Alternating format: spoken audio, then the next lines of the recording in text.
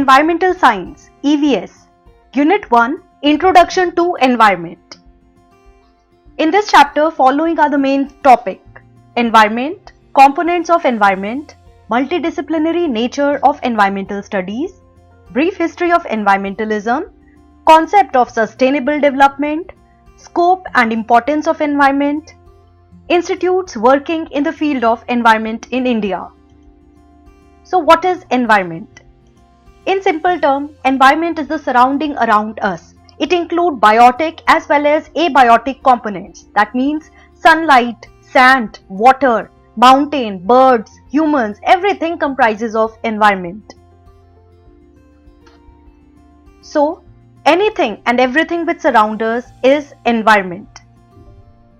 So our environment comprises of biotic, that means living organisms like microbe, plants and animals, and our environment also include non-living components or abiotic components like air, water, sunlight, etc. So together biotic as well as abiotic components comprises of our valuable environment. According to our Environmental Protection Act of 1986, environment can also be defined as that environment include water, air and land. Along with that, interrelationships between water, air and land.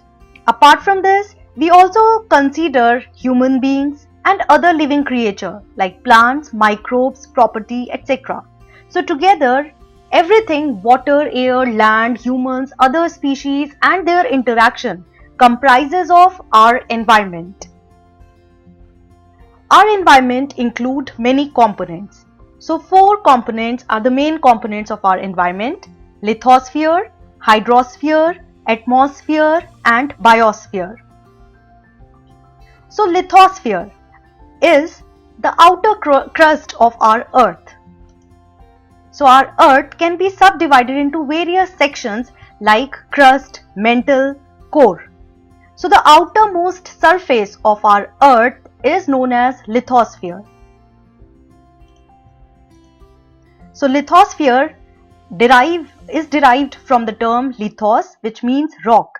So our earth structure can be stratified into outer crust, this part is the outer crust, mantle and core.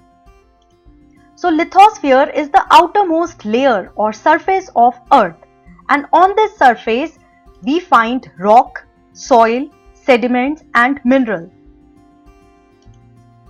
The next component of our environment is hydrosphere. Hydrosphere represent water mass which is present on our planet. So this water mass can be present in the form of solid like ice cover, glaciers, etc., or liquid like water bodies, and even in gaseous state, for example water vapor. So water in any form is considered as hydrosphere. It may be solid form, liquid form or gaseous form. And in fact, hydrosphere cover almost 3/4 of our total surface of earth. Now the water which is present on our earth is subdivided into 2 types: saline water, which has very high amount of salt content, and fresh water, which has minimum amount of salt content. So saline water contributes to 97% of total water present on our planet, and 3% of total water present on our planet is fresh water. So fresh water resource which is used by us for drinking, irrigation and for various other purposes is so less, just 3%. And even within this 3%, 2% of water is totally inaccessible because it is present in the form of ice caps or glaciers. So we are dependent on 1% of water which is available to us in the form of surface water and groundwater. For example, river, lake, pond and aquifer. So together, water mass in solid, liquid and gaseous form forms our second component, that is hydrosphere. Third component of environment is atmosphere. Atmosphere is the outer blanket of gas which surround our planet Earth. So this atmosphere can be subdivided into different layers. For example, troposphere, troposphere, stratosphere, mesosphere and thermosphere. So the troposphere is the layer which is present just adjacent to Earth. So this exists, that means troposphere exists till an altitude of approximately 10 to 16 kilometers. So it is 16 kilometers at equator and 8 kilometers at pole. So this layer, that is troposphere, is very important for our survival because number of important gases like carbon dioxide, methane and many other gases are present within this layer. So all these gases like CO2, methane, they keep our planet warm and therefore life is existing on this planet. Just above troposphere is the next layer which is known as stratosphere. So stratosphere is the layer which is very important because it possesses ozone in it.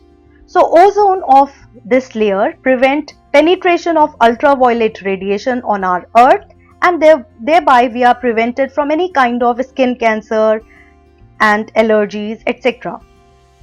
The next layer is mesosphere. Mesosphere is the layer in which there is steep decline in temperature. So this red line indicates decline in temperature. Mesosphere is also important because this is the layer where meteoroids are totally avoided to enter our earth. Just above mesosphere is the next layer, thermosphere, where temperature increases very rapidly.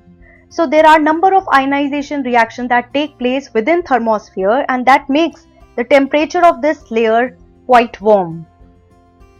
So there is ionic oxygen atom and other ions in this layer which absorb short wave solar radiation and increases the temperature in this layer rapidly from -90 to 1200 degrees Celsius.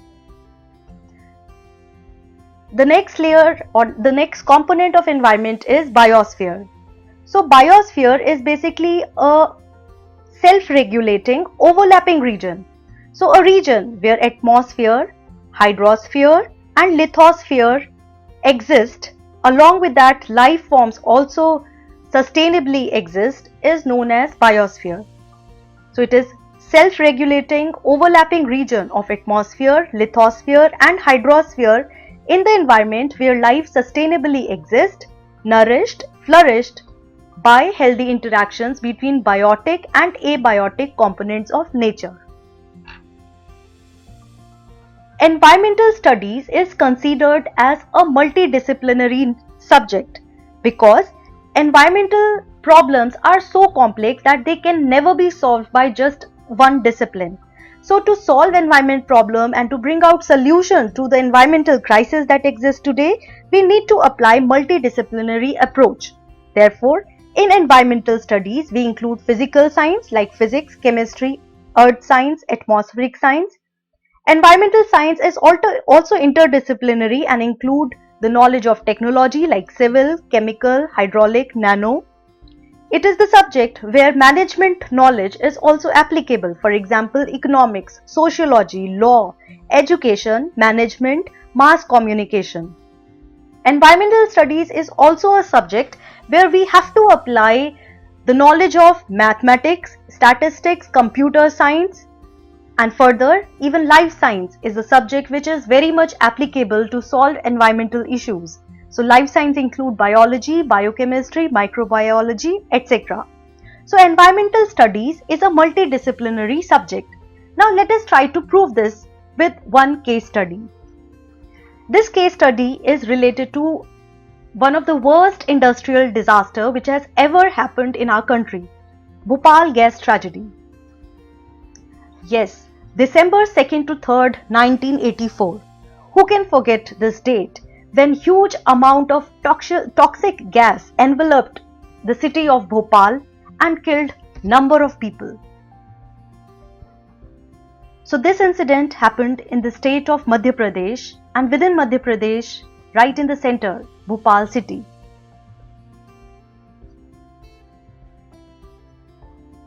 So on 2nd to 3rd December 1984, huge amount of toxic gas, methyl isocyanate, reacted with water and created so much toxic compound that they all enveloped Bhopal city. In this incident, approximately 5 lakh people were found to be paralyzed or affected in some form like cancer or other diseases. Now, the history of this Bhopal gas tragedy can be correlated with several initiatives taken by government after independence. So after independence, the priority of India was to develop, and development was possible if our country's citizens were getting enough food. So to boost agricultural output, we have started green revolution in our country. Now this green revolution was based on usage of fertilizer, pesticide and HYV seed, that means high yielding variety seeds. Now out of these three, we were importing pesticide for a long period of time from other countries. Now to make India self-sufficient in pesticide, government had established one of the plant pesticide production unit in the Bhopal city. So in Bhopal city, that means in Madhya Pradesh, Union Carbide Corporation, which was an international company responsible for manufacturing pesticide in many parts of the world, opened its subsidiary branch with the name UCIL, that means Union Carbide India Limited. So this was the company Union Carbide India Limited, which was established right in the center of Bhopal city, and this company was involved in synthesis of pesticides like LD carb, Sevin, etc. Now the location of this plant was not correct because right in the center of Bhopal city, the city had number of human settlement. Anyways, so this Bhopal plant or UCIL was manufacturing its pesticide like LD carb and Sevin with the help of a raw material, and the raw material was methyl isocyanate. Now this gas methyl isocyanate has a property that it becomes reactive when it comes in contact with water, and within few minutes this gas generates more than 300 toxic compounds if it reacts with water. So the ideal situation to avoid this kind of reaction is to keep it in a form of cooled chamber or container which is totally sealed. But on 2nd December 1984, unfortunately, methyl isocyanate in one of the cylinders in Bhopal gas plant reacted with water and generated toxic fumes. Now these toxic fumes enveloped entire city, and just outside Union Carbide plant there was railway station, bus station, hospital. They were heavily residential area which was heavily affected. So Bhopal plant and the tragedy in Bhopal plant affected number of people. So gas leak at Bhopal during the midnight of December 2nd to 3rd, 1984 affected large number of people. The effects were quite visible immediately after the incident. Many kids, they were paralyzed. Many people lost their eyes, and there was a number of people who were affected with cancer. In fact, according to 1984 survey, 3,000 people lost their lives and 30,000 people were physically injured. Now immediately after Bhopal gas tragedy, the main problem was where to file the case. This was an incident where number of people were affected, but immediately after the incident there were two kind of view. People were confused who is responsible for this incident, and secondly, where to file this case. So some people believed that UCC was responsible because Union Carbide Corporation was the main branch which was operating all across the world and opened its subsidiary branch in India. So if a case is filed, it should be filed against UCC, Union Carbide Corporation. But there were a number of people who were of the view that it is UCIL, that means the subsidiary branch of UCC, that is Union Carbide India Limited, is responsible in this case. There was also a lot of confusion regarding where to file the case. Some people believed that case should be filed in India. Because this incident took place in India, UCIL plant was right in the center of Bhopal city, and therefore case should be filed against UCIL in India. But there were many people who believed that case should be filed against UCC, that means Union Carbide Corporation. And since the company was operating from America, people believed that case should be filed in America. On another side, we can also say that people believed at that point of time Indian judiciary was totally weak. There were hardly any environmental law in Indian judiciary, and therefore people thought that it would be better to file case in America. So immediately after this incident, case was filed in America, but however, federal judges soon rejected the case. So federal judges of America emphasized that it wouldn't be feasible to bring all the victims every time to America for the case proceedings. Federal judges also emphasized that Indian judiciary should be made strong in terms of environmental laws.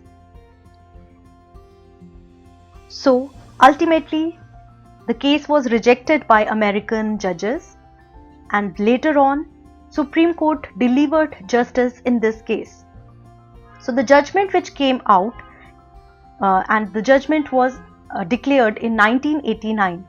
According to this judgment, Union Carbide Corporation was asked to pay $470 million to compensate all the victims. Moreover, it was declared that UCC, that is Union Carbide Corporation, will be free from all the charges after it pay $470 million.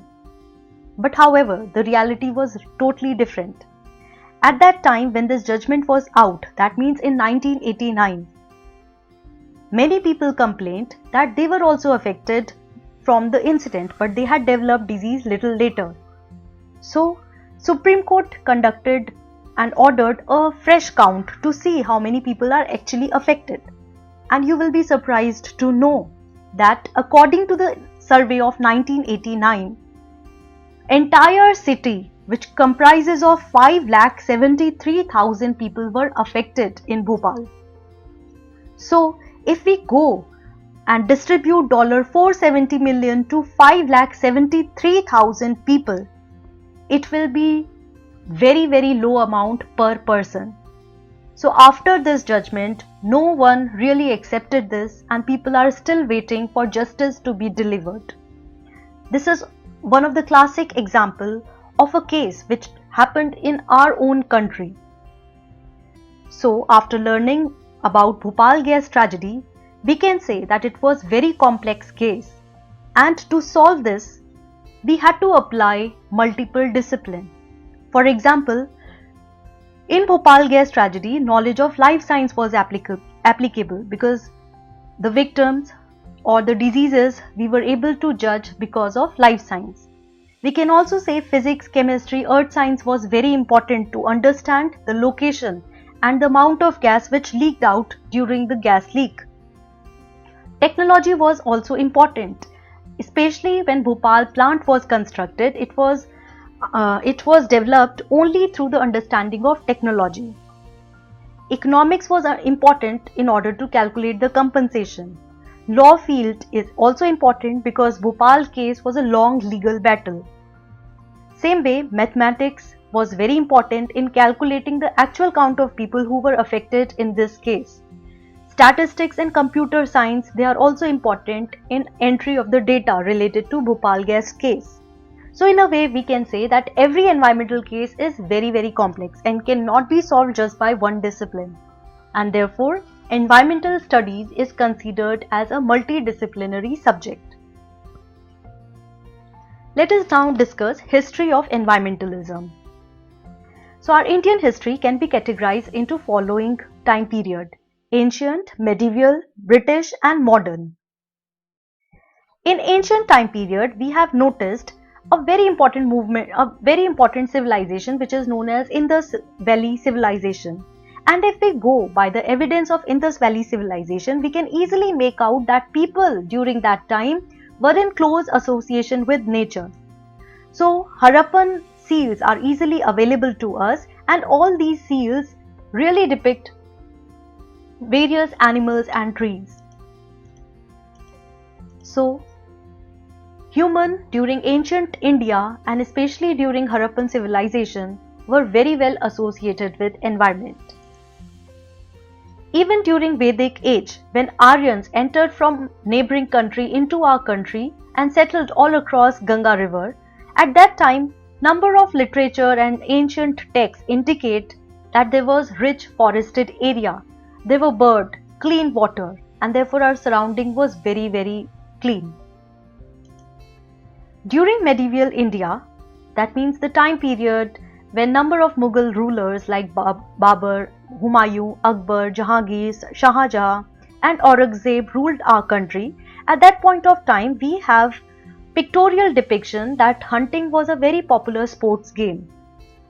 So even the records of Akbarnama, Jahangir has also written the book. So they used to maintain their daily record, and in those daily record it was clear that the king of those time, that means medieval time period, they were hunting all these forested animals. In British India, we know that this was a time period when industrial revolution was going on. So the mode of development during British India was solely based on economic growth. So people of that time were focused only on economic growth, and to do this they have cleared large area of forest. They have hunted down large number of species, and we can definitely say that industrial revolution was the time period when huge damage to our valuable forest and natural resources happened. India became independent later on from British rule, but environmental challenges still existed. So even today we find there are a number of issues. We have huge human population, and to meet the demand of human population, our forests are rapidly shrinking. So we are left with very less area of forest all across the country. Brief history of environmentalism. So from 1960s onward, there has been rapid increase in environmental awareness, and we have noticed number of treaties, international agreements which have been started from 1960s onward. So in 1960, a very popular book with the name Silent Spring was written by Rachel Carson. In this book, Rachel Carson had highlighted the impact of pesticide on wildlife. In fact, she has mentioned how these toxic chemicals like pesticide affect the developmental process of birds. Later in 1971, Ramsar Convention, which is one of the most popular convention to protect wetland, was signed. In 1972, at the world level, United Nations Conference on Human Environment was held. This conference is also considered as the most important conference, or you can say that first environmental conference. This conference was held at Stockholm, Sweden from 5th June to 16th June. And since then we have been celebrating 5th June as World Environment Day. So this was the first time when people and all the world leaders, they came up and discussed about environmental issues. Later, immediately after 1 year of Stockholm conference, Indira Gandhi had implemented Project Tiger scheme in our country to save tiger, which is also the national animal of our country. In 1979, sadly, 3 Mile Island nuclear disaster took place in America. There were many other incidents of industrial disaster, and one of it was in our own country. So in 1984, Bhopal gas tragedy happened from 2nd to 3rd December 1984. So it was clear that the model of development that we were following, which was based solely on economic growth, was not correct. In 1985, Vienna Convention on Ozone Depletion was signed. So problems like ozone depletions were quite evident by 1985. In 1986, again one of the industrial disaster happened, and this time it was Russia. So Chernobyl nuclear disaster happened on 1986. Later, since people have realized that the mode of development solely based on economic growth is not correct, therefore in 1987, Brundtland Commission came up with its report Our Common Future. And also this is the same year when Montreal Protocol was signed to control ozone depletion. In 1989, all across the world, Intergovernmental Panel on Climate Change was signed. Intergovernmental Panel on Climate Change is the main body which decide and figure out what kind of problem is associated with climate change, what is the cause of climate change, and how society or environment will be affected because of climate change. In 1992, Earth Summit was held. This Earth Summit was held 20 years later after Stockholm Conference. So this was the time period in 1992 when people met at Earth Summit and they formulated the guideline of sustainable development. The concept of sustainable development was given in Brundtland Commission report, Our Common Future. So by 1987, it was clear that all the countries should follow a pattern of development which is based on sustainable concept. That means we need to preserve resources and we have to use those resources wisely so that they are available for the next generation too. But it was Earth Summit in which formally the guideline of sustainable development was laid down. In 1992, that means same year when Earth Summit was signed, same year 3 bodies were formed. UNFCCC, that means United Nations Framework Convention on Climate Change, United Nations Convention on Biodiversity, United Nations Convention to Combat Desertification. So all these 3 bodies were signed. UNFCCC, that means United Nations Framework Convention on Climate Change, was focused and it is still working continuously to combat climate change. And this is the body which has later on developed Kyoto Protocol and Paris Agreement to control climate change. United Nations Convention on Biodiversity is the body which deals with conservation of plants and animals and also related to sustainable use of bioresource. UNCCD, United Nations Convention to Combat Desertification, lay down programs by which barren area or desertification of area could be avoided. So later on in 1997, 5 years later, UNFCCC, United Nations Framework Convention on Climate Change, came up with Kyoto Protocol. So Kyoto Protocol is the first treaty ever signed to control climate change. Further, in 2002, Earth Summit, which is also known as Rio Plus 10, was held at Johannesburg. So this time, in this model of sustainable development, we have also included upliftment of society. So earlier in Rio conference, sustainable development term was based on economic growth and environmental protection. And here at Johannesburg, 3 pillars were added to the concept of sustainable development. First, economic growth.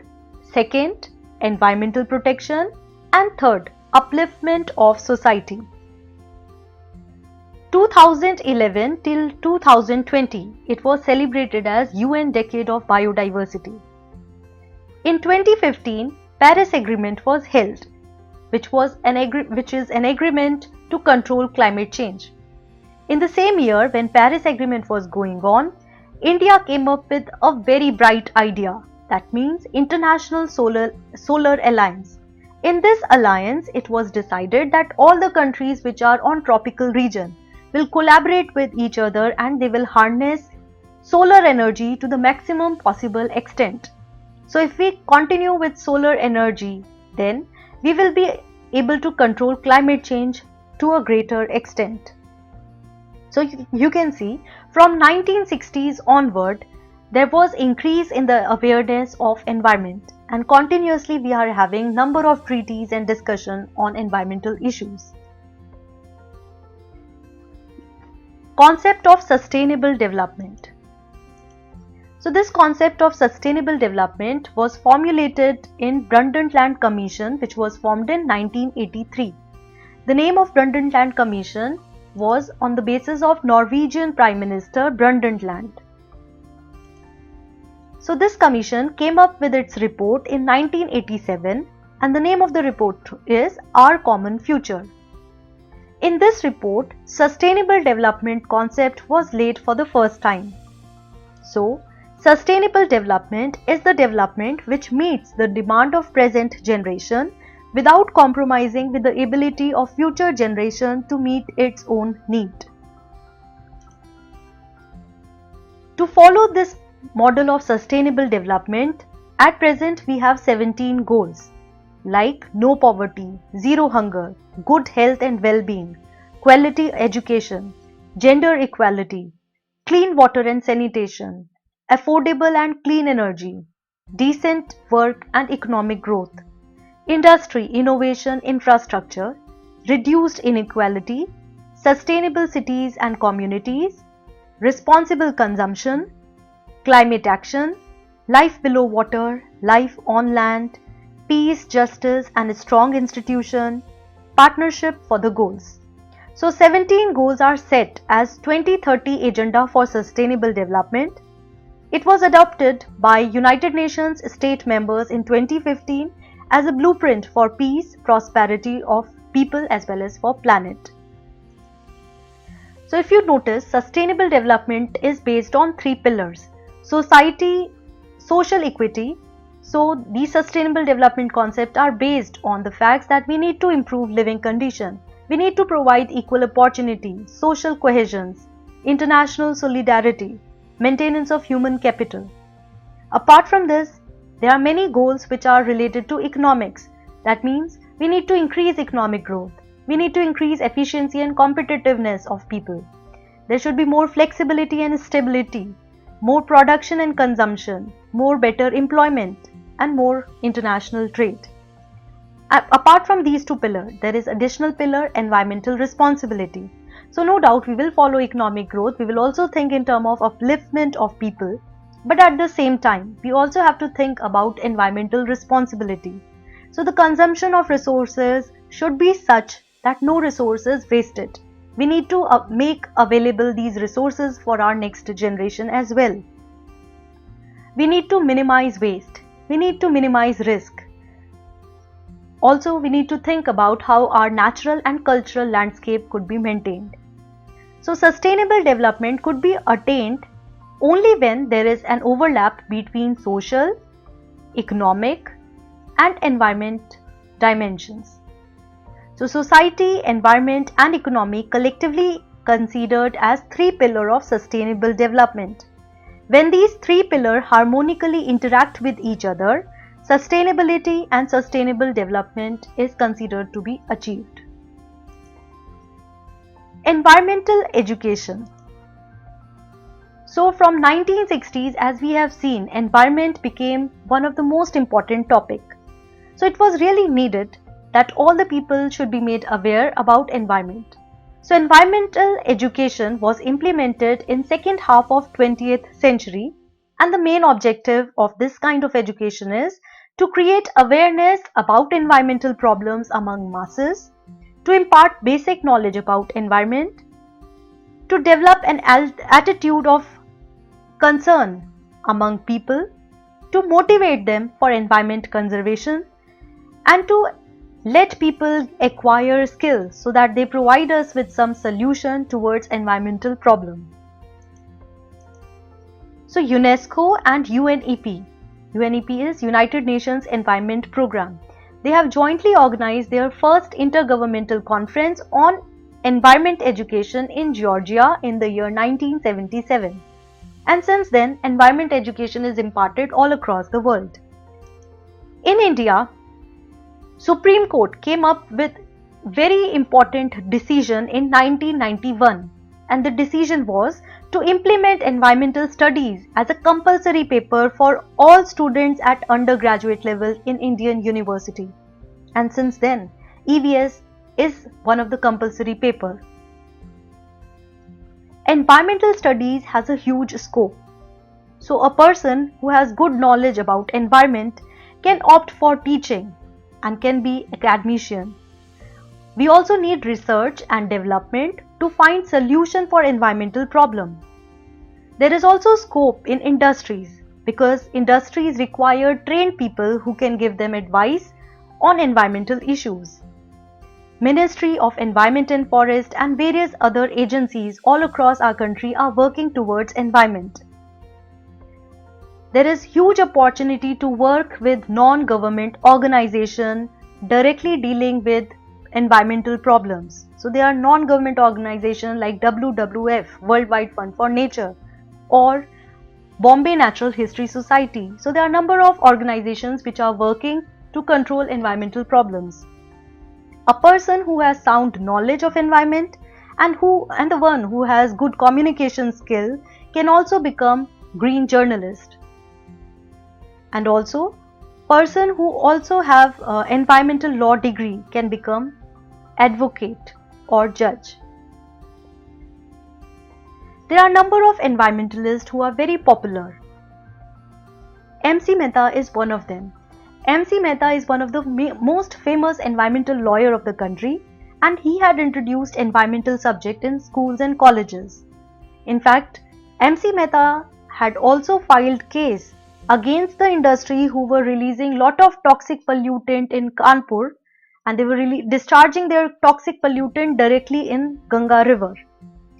MC Mehta had also filed case against Mathura Petroleum Refinery, which was responsible for acid rain that was corroding Taj Mahal marble.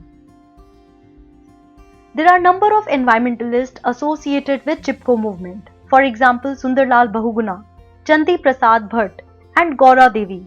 All of them have started a popular movement in the state of Uttarakhand, and the movement was to hug the trees and protect them. And based on this movement, the sports good company which was permitted by government to cut the trees had to go away.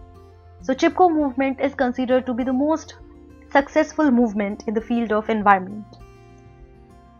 Indira Gandhi is another environmentalist.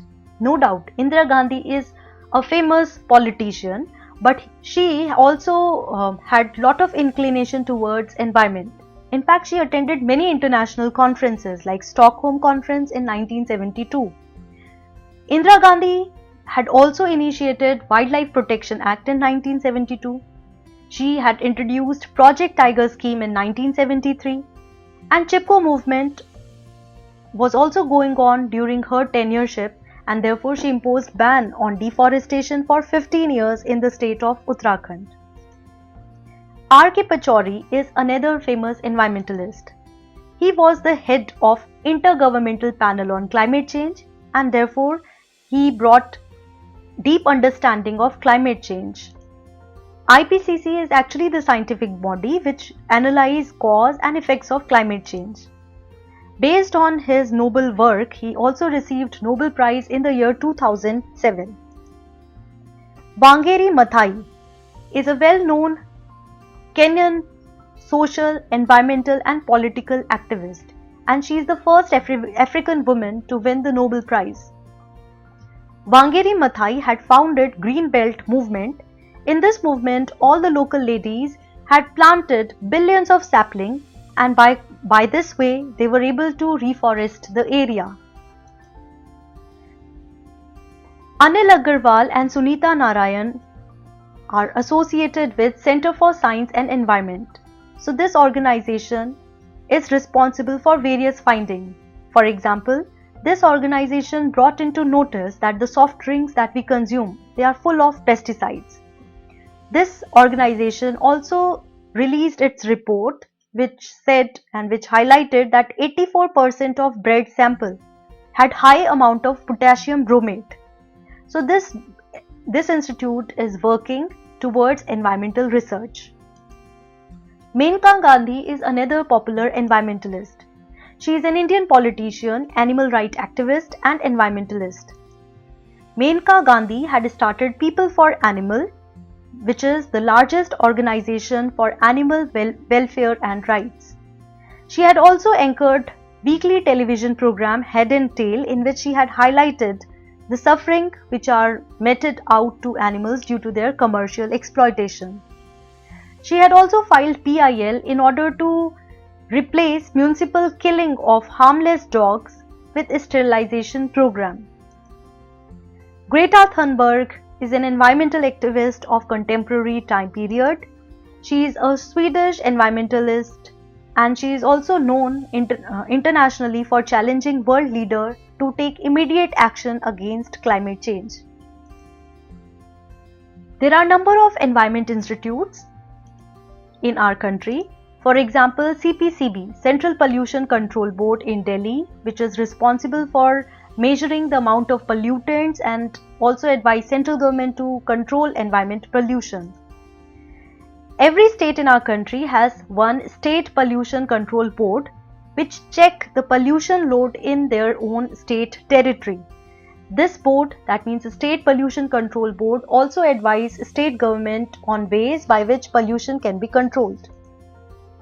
Ministry of Environment and Forest is located in Delhi. It is the nodal agency which highlight and formulate guidelines on various environmental issues.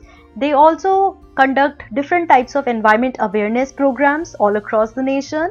MOEF also compile environmental parameter data of entire country. Center for Science and Environment is the organization in Delhi which is responsible for doing commendable research work, and this is the organization which highlighted that soft drinks contain high amount of pesticides, same way bread contain high amount of potassium bromate. NGT, National Green Tribunal, is the environment court of our country which deliver fast judgment within the time span of 6 months, and this Green Tribunal has 5 branches.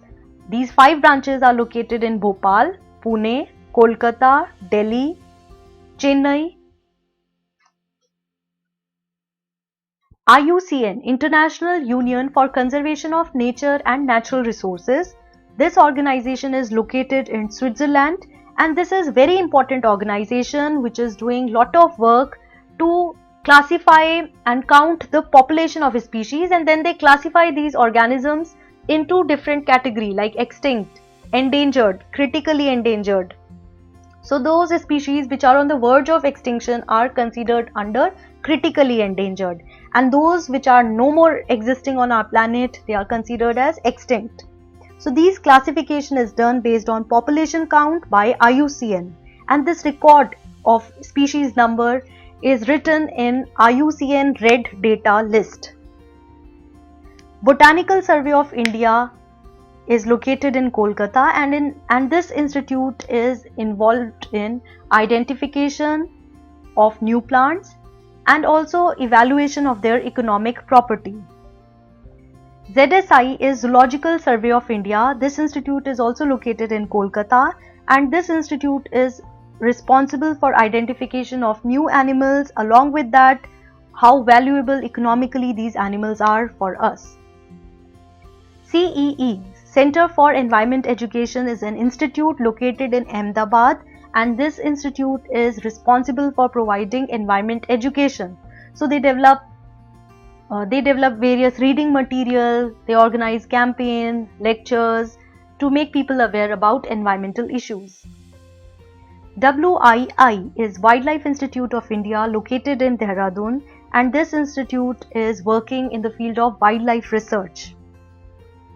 Bombay Natural History Society is an institute founded by Salim Ali, and this institute is in Mumbai. So this organization is working towards research on wild species like bird, reptile, mammals, etc. So there are a number of environmental institutes all across our country. There are few environmental dates which are very important. 5th June is celebrated as World Environment Day. 2nd Feb is celebrated as World Wetland Day. Wetlands are the places like lake, marsh, coastal area, pond.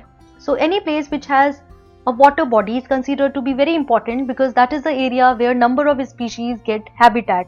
And to conserve these wetlands, we celebrate 2nd February as World Wetland Day. 22 March is celebrated as World Water Day.